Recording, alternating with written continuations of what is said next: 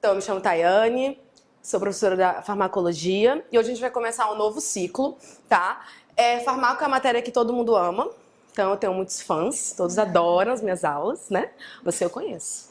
Algumas pessoas aqui... Não, você é a única que eu conheço. Não, você. Conheço vocês. Enfim. Então, todo mundo já é muito fã das minhas aulas, porque todo mundo ama farmaco, né? A matéria que todo mundo adora estudar.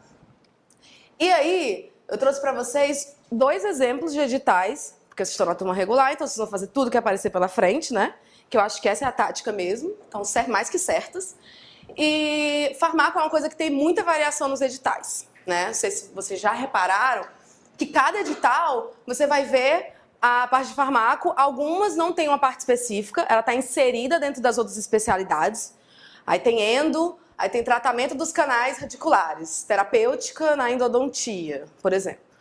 Já tem outros que eles especificam a farmaco. Mais 2 exemplos de concursos que estão acontecendo, né? Um com salário até bom e outro com salário, assim, mais ou menos.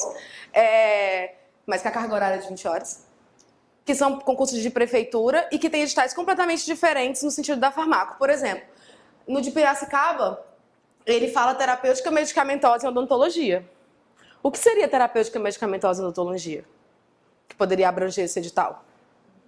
O planeta Terra, né? Os anéis de Saturno e várias coisas. Então, assim, ele pode perguntar basicamente qualquer coisa, né? Já nesse outro edital da Prefeitura de Barretos, né, que é um concurso de 20 horas, ele especifica receituário, anti-inflamatórios, antibióticos, analgésicos e drogas e anestesia local. Até aí é o que a maioria gosta, né? Porque é o que a maioria prescreve e usa no consultório. Mas aí você me pergunta, por qual livro eu estudo? Por qual livro vocês estudam farmaco? Alguém falou Andrade, né? Que é o querido, é o odiado pelos acadêmicos e o amado pelos concurseiros. O Andrade é um livro polêmico para a academia, né? Para quem eu dou aula em faculdade também. Na faculdade é outra história. Para o concurso é outra história.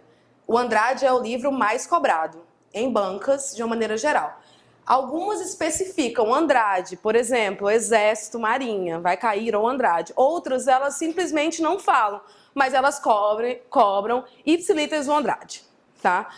Inclusive, no concurso do TRF que teve ano passado, os tópicos de estudo eram o nome dos capítulos do livro do Andrade. Então, assim, é o livro mais cobrado de longe. Até porque é o livro mais atual em farmacologia, tá? A última edição é a mais recente. O outro livro que é muito cobrado é o Lenita. Não sei se alguém aqui já estudou pelo Lenita, é um livro muito bom. Mas é um livro um pouco mais complexo. A Lenita é médica, ela não é dentista, nada contra. Mas algumas abordagens de terapêutica não é bem o que a gente usa em clínica. Então, ele não é muito cobrado como o Andrade, tá? Em concursos, mas foi cobrado no Exército ano passado e já foi cobrado na Marinha há muito tempo, tá? Então, a gente sempre fica de olho, porque vira e mexe, cai uma coisinha que não tem no Andrade, você vai olhar, é do Lenita, tá? E o Malamed, né, que não é um livro especificamente de farmacologia, mas é um livro que tem um conteúdo pesado de farmaco na parte de anestésicos e vasos, tá? Interações, bababá. Vocês são uma turma regular, né? Então, vocês vão abraçar o mundo com as pernas, né? Vamos juntos nessa. Então, vocês não vão ver só o Andrade, tá? Essa primeira aula, ela é mais Andrade. Por quê? Mais Andrade e Malamed. Porque os conteúdos desse primeiro bloco, eles são mais bem explorados em concurso com o Andrade como base.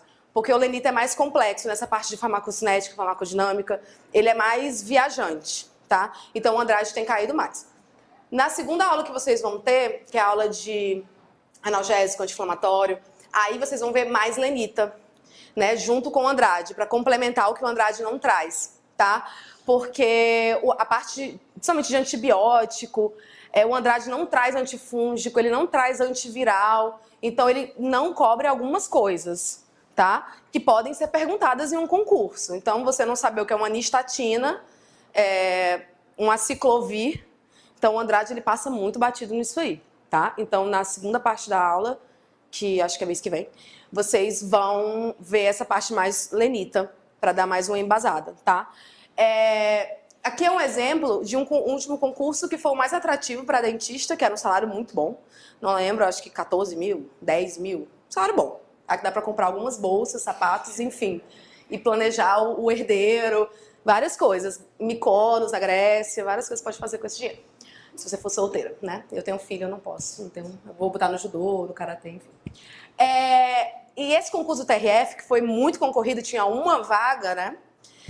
Esses sempre são. Ele, nesse concurso, tinham aproximadamente 13 tópicos em odontologia, né, de estudo. Desde dentística, pério, passando por ética, tinha direito, né, tinha raciocínio lógico, tinha um monte de coisa. E farmaco era um deles. Mas, para vocês terem noção, das 40 questões, 5 foram de farmaco, que é mais do que 10% da prova, que é um percentual um pouco alto. E as questões de farmaco não foram fáceis, no sentido de que vocês são pessoas que, obviamente, sabem que são diferenciadas, porque vocês estão fazendo um curso, enquanto muita gente está escolhendo a fantasia do carnaval. E vão tentar o mesmo concurso que vocês, mas se preparando menos. Essas pessoas que não mergulham no livro e não mergulham no conteúdo, elas têm muita dificuldade em questões que abordam exatamente o que está escrito no livro. E essas questões do TRF foram assim. Tá? Elas pegaram a tabela do Andrade, transcreveram, e os itens da tabela eram VOF, enfim. Então você tinha que ter o livro na sua mente, basicamente. Então era uma coisa que, para quem saiu da clínica para chutar a diferença entre drágia, cápsula e comprimido, é um pouco complicado. Não é como dizer amida ou éster de anestésico, que é uma coisa que a maioria sabe, tá? Então, assim, nesses concursos de tribunal, essa parte mais básica de farmacocinética, de formas farmacêuticas, elas são mais cobradas, tá? Concursos de prefeitura, eles têm como característica de cobrar mais a farmaco aplicada. Analgésico, antibiótico, enfim. Então, tem esses dois perfis, tá? Bom, e aí o que é que você faz com farmacologia? Vai ter que estudar tudo, né? Porque você não sabe como vai vir esse edital, tá? E é para isso que eu tô aqui, para ajudar vocês. Espero que vocês tenham sempre muitas dúvidas, mandem por e-mail e a gente vai sempre se ajudando, tá? Bom, para essa aula de hoje, a bibliografia que eu usei foi o Andrade e o Malamed, tá? Já expliquei o motivo para vocês. Esse bloco 1 é um bloco mais geralzão, um bloco que a galera odeia, que é o bloco de farmaco raiz, tá? Farmaco Nutella vem mais para frente, que é a farmaco odonto, que você vê um sentido, você fala, não é a fórmula de Bhaskara que você nunca mais vai usar na vida. A farmaco da frente você usa todo dia no consultório. Essa de hoje você até pode, né, numa sexta-noite, sair com os amigos e tirar uma onda, falar uma coisa que ninguém vai entender. Mas, assim, no dia a dia, você é meio fórmula de Bhaskara, você fica, o que é que eu vou usar isso, tá? No concurso, tá? Então, esse é o diferencial de vocês. A primeira parte é a importância da consulta inicial. Essa parte, ela é muito cobrada, essa questão de asa, classificação asa, anamnese, é muito cobrada do Andrade, não só o livro de farmaco, como o livro de emergências. Porque o Andrade tem um livro de emergências que vira e mexe, cai em concurso, cai na Marinha, é bibliografia na Marinha. A Marinha ama o Andrade, tá? Então, assim, é ele, só ele. Você tem formas farmacêuticas e vias de administração. Tá muito rápido, estão acompanhando? Eu sou meio frenética. E eu ainda vi parada no trânsito, assim, então já cheguei assim, subindo as caras. Então, tô meio acelerada. Cinética e dinâmica dos fármacos. Sedação mínima, que é um assunto muito recorrente em concurso. Toda prova da Marinha cai uma questão de sedação, é batata, tá? E que é muito Andrade, essa parte é muito Andrade, tá? E anestesia local, que é uma parte que é muito Malamed, né? O Andrade, ele também tem uma parte legal, mas em geral, quando se cobra, se pede Malamed, tá? Porque é o livro referência em anestesia. Bom, tudo claro até aqui sobre como vamos proceder na nossa caminhada? Bom, o primeiro bloco é a questão da importância da consulta inicial, tá?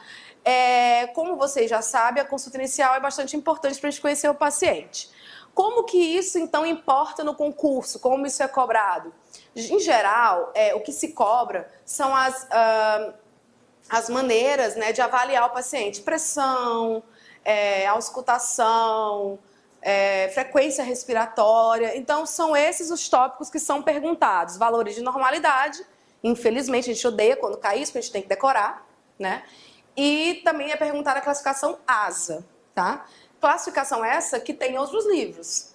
Não só, tem no Miloro, tem no Peterson, tem no Malamed. Então, isso é bastante amplamente cobrado. Não tem como não saber disso, tá? Algumas questões,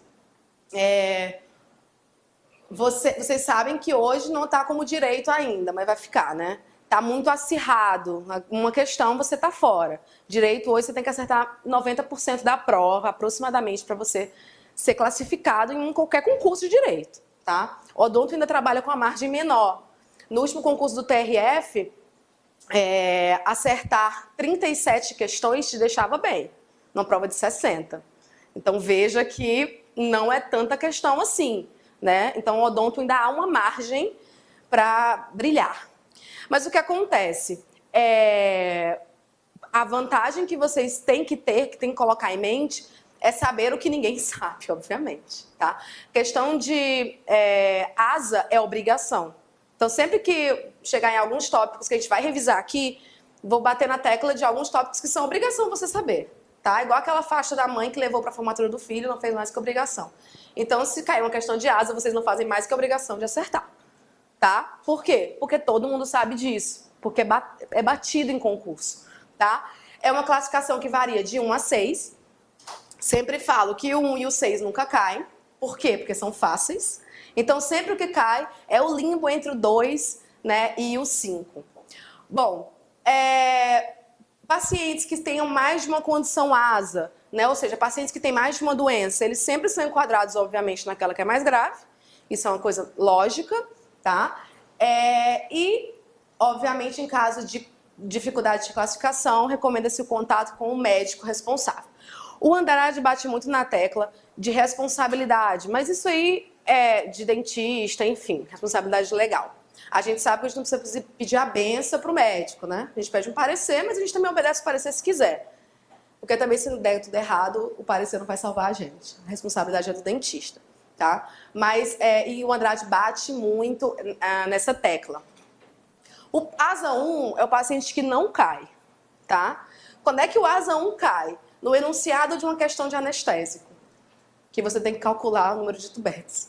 Porque ele fala, paciente ASA 1, tantos quilos. Aí você vai ver o ASA 1, tá? Por quê? Que o ASA 1 às vezes sai na questão de anestésico, já puxando lá pra frente. Qual a implicação de um paciente, por exemplo, ASA 3, na anestesia? Alguém lembra?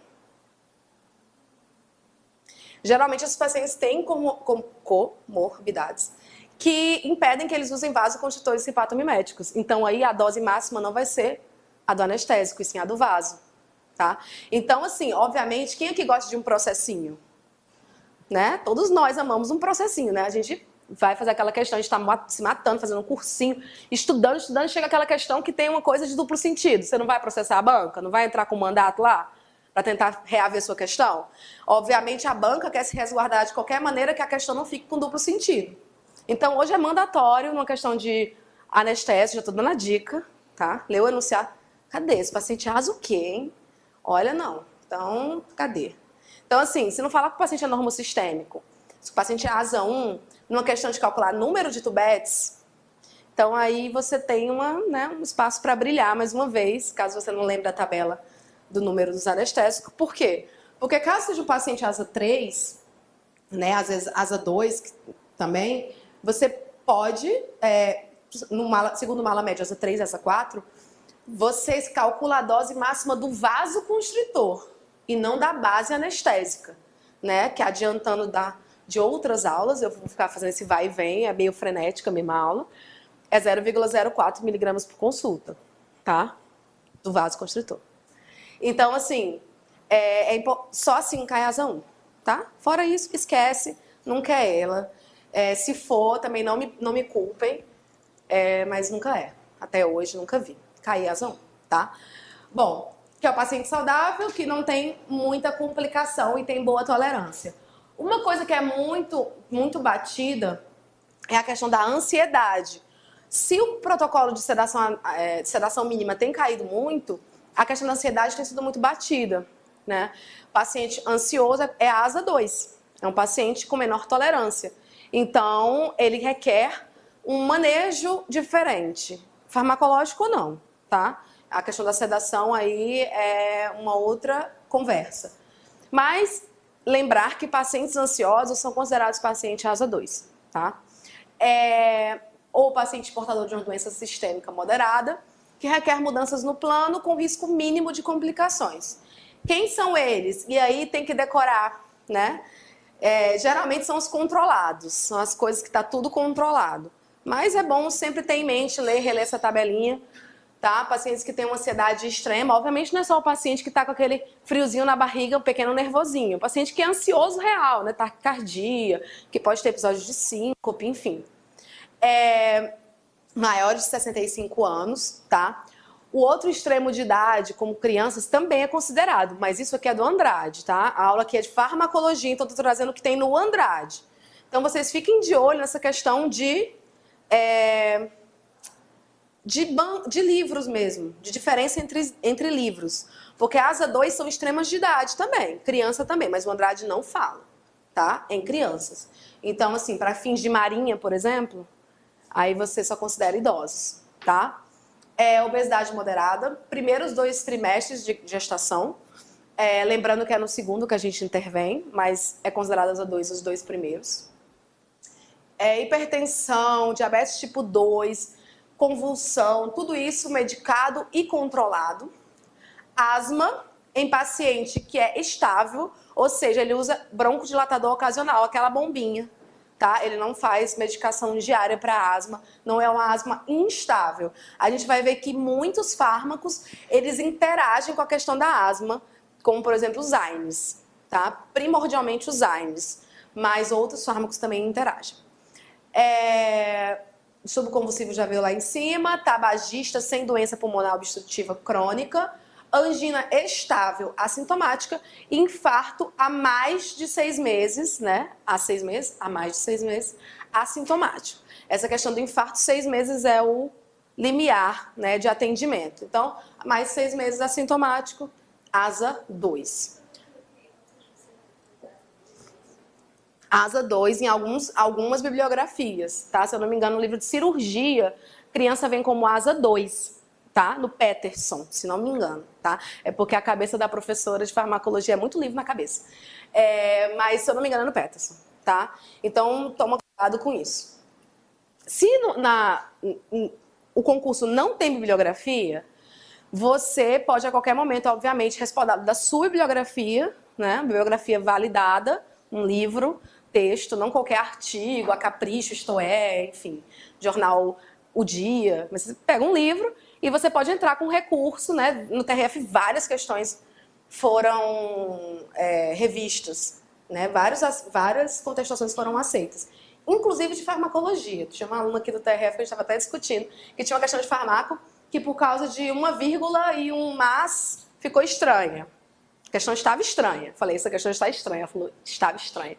E conheço gente que recorreu e conseguiu a questão. Então tem que ficar de olho nisso, se tem bibliografia ou não tem, tá? Então, assim, extremos de idade se considera asa 2. Para o Andrade, não, só idosos, tá? Bota essa observaçãozinha. Asa 3, o paciente já tem uma doença sistêmica mais grave, né? Que o Andrade fala severa. A gente não gosta muito do termo severa porque é uma tradução grosseira do severe. Em português a gente fala grave. Limitante. Modificações no plano de tratamento também são necessárias, mas aí o paciente exige um cuidado maior, por um maior risco de complicações, tá? Só que aí, o que é uma coisa importante, você vai pegar o livro do Andrade, você vai ler aqueles parágrafos bastante redundantes, né? Que tem ele conversando sobre tudo, sobre a esposa, sobre a vida. E aí você vai ver, gente, o que é importante aqui? Eu tenho que decorar tudo isso? Né? É a grande questão, porque eu, graças a Deus, na minha vida só preciso estudar farmaco e estomatologia, né, que é a minha especialidade. Vocês têm que estudar tudo, não sei como vocês vivem, vocês ficam lendo os livros e ficam assim, e agora? O que é que eu tenho que decorar deste, daquele? Tá? Essa questão de asa, uma coisa importante de você decorar, aprender, saber, é quando você vai poder fazer um procedimento ambulatorial no paciente. E quando esse procedimento é contraindicado, tá? O ASA 3, apesar de ser uma comorbidade mais grave, o paciente pode ser atendido, tá? Já no ASA 4, não. É a grande diferença entre eles, certo? Com maior risco de complicações do que o 2. Só que aqui o Andrade enfatiza a troca com o médico. E o ASA 3 nada mais é do que um agravamento das condições do ASA 2. Sejam elas, a obesidade passa a ser mórbida, a gestação está no último trimestre, a hipertensão já se torna mais grave, o diabetes já não é 2, é tipo 1. Vocês lembram a diferença entre o 2 e o 1? Às vezes, assim, eu acho todos vocês muito inteligentes, tá? Se eu fizer uma pergunta, você vai dizer, que pergunta idiota? É só porque eu tenho que ter certeza que vocês lembram, tá? Porque é muita coisa na cabeça. Então, diabetes tipo 1 é um diabetes mais instável, né? O paciente depende de insulina. Então, a glicemia do paciente, ela oscila mais do que o diabetes tipo 2, que não depende de insulina, tá? Então, o diabetes tipo 1, ele é ASA 3.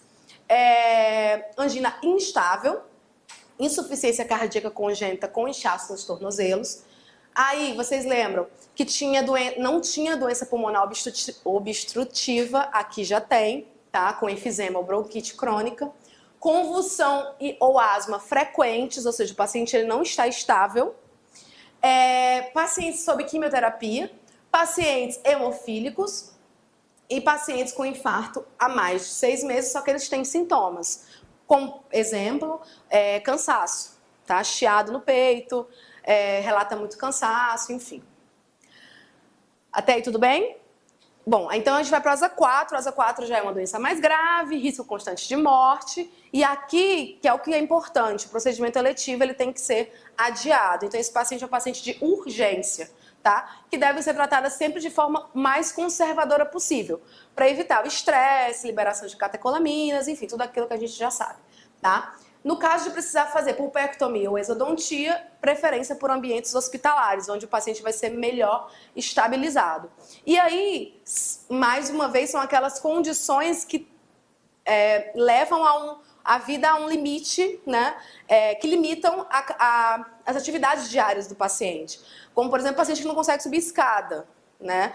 O paciente com dor no peito, falta de ar, mesmo sentado. Paciente que vive cansado, com muita dor. Paciente que tem angina piorando, né? Que é uma angina instável que piora, mesmo medicada. História de infarto recente e com hipertensão. E pacientes que precisam de O2 suplementar. Então, pacientes que estão sob respiração artificial de uma forma constante ou intermitente, enfim. Então, são pacientes que a gente não atende ambulatorialmente com um procedimento eletivo. A gente não vai colocar facetas de porcelana nesses pacientes, né? A gente vai postergar para uma urgência. O ASA 5, que também nunca cai, né? Porque é um paciente também fácil, porque a gente não atende esse paciente na maioria das vezes, mas na odontologia hospitalar pode ser atendido, que é o paciente terminal. Então, nele, só cuidados paliativos, né? O paciente está com dor, então ele vai ser medicado, enfim, só tratamento de suporte. E aí, o Andrade, ele cita algumas que tem uma expectativa de vida não maior do que 24 horas, né? E aí ele cita algumas doenças específicas, mas aí se encaixa qualquer doença em estágio terminal, tá? E aí ele fala doença renal, hepática, infecciosa ou câncer, mas aí, enfim, qualquer doença, que essas são as que mais frequentemente levam pacientes a óbito. E o ASA 6 também, que não cai, mas eu tenho que falar para vocês, que é o paciente com morte cerebral. É uma classificação que foi feita para fins de agilidade no transplante. Então, quando o paciente é ASA 6, é comunicado à família que o paciente é ASA 6 e pergunta-se à família se os órgãos podem ser doados. Então, essa classificação é específica para remoção de órgãos para doação. Então, obviamente, não tem indicação de tratamento nesse paciente, tá? Apenas fins de classificação. Então, importante saber, né? Tem que saber a classificação, não tem para onde correr, isso aí todo mundo sabe, então vocês mais que ninguém saberão. Lembrando que os extremos, né? O ASA 1, o ASA 6, rarissimamente vão cair. O ASA 2 são pacientes controlados ou com uma menor tolerância, aí a gente lembra dos extremos de idade, hipertenso controlado, idosos, né? Diabéticos tipo 2. ASA 3 já são doenças mais graves que limitam, mas não impedem. Lembra sempre que limita, mas não impede. Então você pode fazer procedimento eletivo, como por exemplo a obesidade mórbida. O ASA 4, que é uma doença grave com risco de morte, como por exemplo dor no peito em repouso, que aí impede, não somente limita, mas impede o tratamento eletivo. E o ASA 5, que é o paciente em fase terminal. Então, classificação ASA é isso. Por que vem em outros livros, muito frequentemente? Não só no capítulo de anamnese, mas em cirurgia, né? Quando está falando da preparação para a própria cirurgia, classificação do paciente. E essa classificação é a classificação de anestesia. Então, ela obviamente vem no Malamed, tá? Porque é a classificação da Associação de Anestesiologistas, ou anestesistas, enfim, americanos, tá? Então, ela vem em alguns livros. Alguma dúvida em classificação ASA? Então, passaremos para frente, conscientes de que vocês acertarão qualquer questão que caia de ASA no concurso, tá?